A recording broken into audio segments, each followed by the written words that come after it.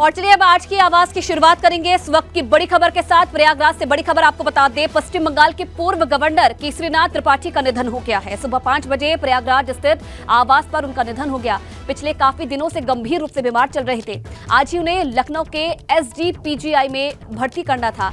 आज शाम 4 बजे प्रयागराज के रसूलाबाद घाट पर अंतिम संस्कार किया जाएगा। यूपी विधानसभा में कई बार स्पीकर वो रहे हैं। 88 साल के केसरीनाथ त्रिपाठी इलाहाबाद हाईकोर्ट के सीनियर एडवोकेट और संविधान विशेषज्ञ थे। 2004 में जौनपुर सीट से उन्होंने लोकसभा का चुनाव भी लड़ा था। पश्चिम बंगाल में गवर्नर रहते हुए उनके पास बिहार और त्रिपुरा का अतिरिक्त प्रभार भी था। तो ये बड़ी खबर मिल रही है। सुबह 5 बजे प्रयागराज स्थित आवास पर उनका निधन हुआ।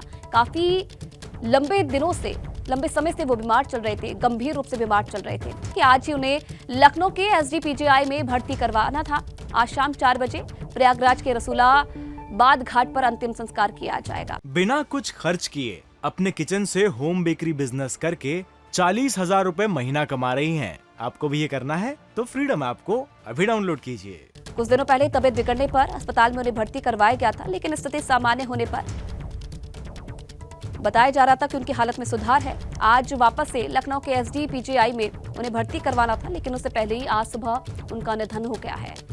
कई बार यूपी विधानसभा में स्पीकर रहे हैं केसरीनाथ और 88 साल के केसरीनाथ सिंह त्रिपाठी इलाहाबाद हाईकोर्ट के सीनियर एडवोकेट और संविधान विशेषज्ञ भी थे। 2004 में जौनपुर सीट से उन्होंने लोकसभा का चुनाव भी लड़ा था। पश्चिम बंगाल के गवर्नर रहते हुए उनके पास बिहार और त्रिपुरा का अतिरिक्त प्रभार भी था। तो काफी लंबा सफर भी उनका राजनीति का रहा है। और ये दुखद खबर, आज सुबह 5 बजे उनका निधन हो गया। पिछले काफी दिनों से बीमार वो चल रहे थे। कुछ दिनों पहले अस्पताल में भी उन्हें भर्ती करवाया गया था इलाज के बाबत, लेकिन स्वास्थ्य में थोड़ी बहुत सुधार देखने को मिल रहा था। मोहम्मद मोइन फिलहाल इस खबर पर और ज्यादा जानकारी के लिए हमारे साथ जुड़ रहे हैं। मोहम्मद मोइन, काफी लंबे समय से बीमार चल रहे थे केसरीनाथ त्रिपाठी और आज उनका निधन हो गया। जी बिल्कुल, आज सुबह 5 बजे के करीब उनका निधन हुआ है। परिवार के लोगों ने इसकी पुष्टि कर दी है। उनके बेटे जो इलाहाबाद हाईकोर्ट में अपर महाधिवक्ता है नीरज त्रिपाठी, उन्होंने ये जानकारी दी है और उन्होंने ये बताया कि जो है कल शाम को फिर से उनकी तबीयत अचानक ज्यादा बिगड़ गई थी। उसके बाद प्रयागराज के डॉक्टरों से कंसल्ट किया गया था और डॉक्टरों ने उनका इलाज अब लखनऊ के SGPGI में कराए जाने की सलाह दी थी। तो आज सुबह 9 बजे एम्बुलेंस भी बुलाई गई थी। 9 बजे उन्हें लखनऊ के लिए रवाना किया जाना था, लेकिन परिवार सुबह उठकर जैसे ही तैयारियां कर रहा था उसी वक्त उनका निधन हो गया है। परिवार के जो दूसरे सदस्य बाहर रहते हैं वो आएंगे और शाम 4 बजे प्रयागराज के रसूलाबाद घाट पर उनका अंतिम संस्कार किया जाएगा। जी चलिए, धन्यवाद मोइन तमाम जानकारी देने के लिए आपका। तो आज शाम 4 बजे प्रयागराज के रसूलाबाद घाट पर ही केसरीनाथ त्रिपाठी का अंतिम संस्कार किया जाएगा। पूर्व गवर्नर रह चुके हैं और कई बार यूपी विधानसभा के स्पीकर भी रह चुके हैं। काफी लंबे समय से बीमार चल रहे थे और आज ही उन्हें लखनऊ के अस्पताल में भर्ती करवाना था। जैसे कि मोइन ने बताया कि परिवार की तरफ से पूरी तैयारियां कर ली गई थी, लेकिन आज सुबह 5 बजे उनका निधन हो गया है। पिछले काफी दिनों से गंभीर रूप से बीमार चल रहे थे और आज ही लखनऊ के SGPGI में उन्हें भर्ती करवाना था चेकअप के लिए, रूटीन चेकअप के लिए, और इससे पहले आज उनका निधन हो गया है। काफी लंबा राजनीतिक सफर भी उनका रहा है। पश्चिम बंगाल में गवर्नर के तौर पर वो रहे हैं। इसी के साथ साथ यूपी विधानसभा में कई बार स्पीकर की भूमिका भी उन्होंने निभाई है और इलाहाबाद हाईकोर्ट के सीनियर एडवोकेट और संविधान के विशेषज्ञ वो थे। 2004 में जौनपुर सीट से लोकसभा का चुनाव भी उन्होंने लड़ा था। तो ये उनका राजनीतिक सफर था और पश्चिम बंगाल में गवर्नर रहते हुए उनके पास बिहार त्रिपुरा का अतिरिक्त प्रभार था। 88 साल की उम्र में आज उनका निधन हो गया है। तो कौन थे केसरीनाथ त्रिपाठी, ये आपको बता दें। 2014 से जुलाई 2019 तक गवर्नर रहते हुए बिहार और त्रिपुरा का अतिरिक्त प्रभार उनके पास रहा है। यूपी विधानसभा की अगर बात की जाए तो 3 बार यूपी विधानसभा के स्पीकर वो रहे हैं। यूपी भाजपा के प्रदेश अध्यक्ष की भी उन्होंने कमान संभाली है। 2004 में जौनपुर लोकसभा सीट से उन्होंने चुनाव भी लड़ा था और इसी के साथ 2014 से जुलाई 2019 तक पश्चिम बंगाल के राज्यपाल रहे।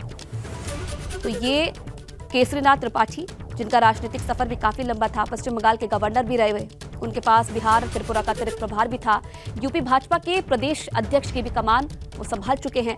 2004 की अगर बात की जाए तो जौनपुर लोकसभा सीट से उन्होंने चुनाव भी लड़ा था और 2014 से लेकर जुलाई 2019 तक पश्चिम बंगाल के गवर्नर के तौर पर उन्होंने भूमिका निभाई।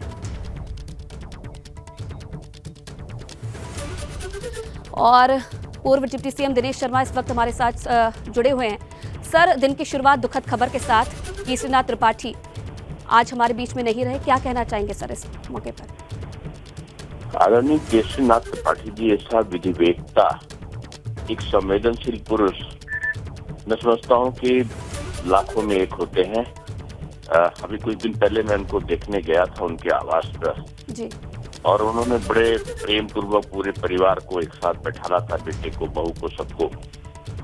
और लग ही नहीं रहा था कि बीमार इतने वो सीरियस थे, लेकिन उनकी आवाज में वही जो कहना चाहिए कि गौरवपूर्ण शब्द थे और वही गरिमापूर्ण उनकी बातें थी। संगठन के बारे में चिंता, के बारे में चिंता, और एक ही कार्यकर्ता को नाम लेकर पूछ रहे थे। जैसे लग रहा था काफी दिन के बाद वो सब कुछ जान लेना चाहते हैं। आंखों से दिखाई पड़ना कम हो गया था, लेकिन वो शब्द की ध्वनि से ही बात को वो बिल्कुल पहचान कर अच्छी तरीके से बात कर रहे थे। मैंने बहुत सारे लोगों को तार्किक पूर्ण बोलते देखा है जी, लेकिन एक काव्य हृदय सम्राट केसरीनाथ त्रिपाठी जी के जो शैली थी, काव्य में शैली थी, और वो आंसू कवि के रूप में भी थे कि वो लिखावट में बात करते करते काव्य का रचना कर देते थे। बहुत अवसरों पर मेरा उनसे निकट का संबंध रहा है, मेरे अभिभावक तुल्य रहे हैं वो। और एक दिन तो अभी अचानक जब कोरोना से वो ठीक हुए पिछले साल, तो उनको डॉक्टर्स ने मना कर रखा था, लेकिन उन्होंने पता नहीं क्या हुआ, अचानक वो मेरे घर पर आ गए और मैं बिल्कुल भावविह्वल हो गया कि केसरीनाथ जी इतने बीमार होने के बावजूद मेरी चिंता करने मेरे घर पर आए। और आकर बिल्कुल जैसे एक पिता तुल्य व्यक्ति अपने जूनियर को, अपने स्नेहमयी छोटों को प्यार देता है, उसी तरीके से उन्होंने संवाद किया।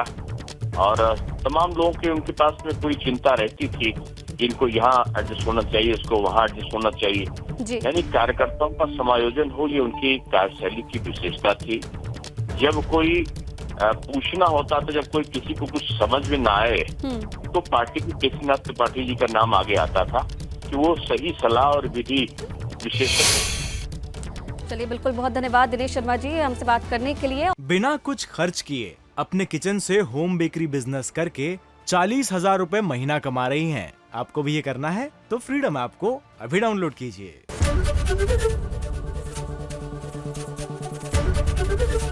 एबीपी गंगा, खबर आपकी, जुबान आपकी।